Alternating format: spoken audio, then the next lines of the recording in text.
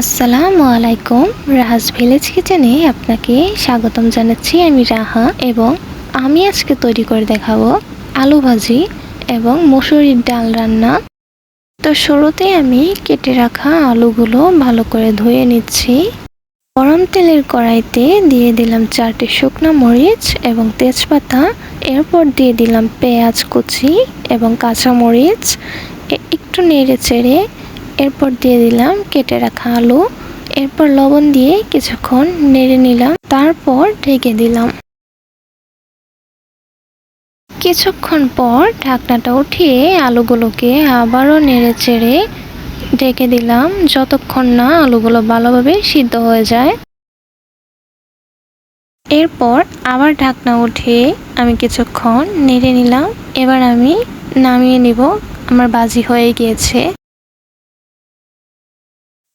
এবার একটা পাতিলে ডাল বলকাতে থাকা অবস্থায় দিয়ে দিলাম 1 চামচ হলুদের গুঁড়ো। এবার ডালটা ভালোভাবে বলকানো হয়ে গেলে যখন ডালটা ফুটে যাবে তখন আমি এটা নামিয়ে নিব এবং ভালো করে ডাল ঘুটনি দিয়ে ঘুটে নিব। এবার একটা কড়াইতে তেল দিয়ে তেলটা গরম হয়ে গেলে দিয়ে দিব 2টা শুকনা মরিচ এবং কেটে রাখা পেঁয়াজ কুচি এবং কাঁচা মরিচ, তেজপাতা।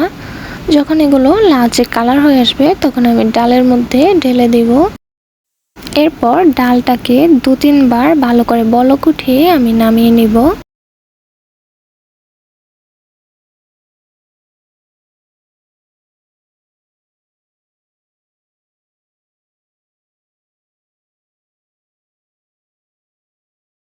এবার আমি একটা বাটিতে আলু ভাজি বেড়ে নিব। আশা করি ভাজির রান্নাটা আপনার ভালো লেগেছে।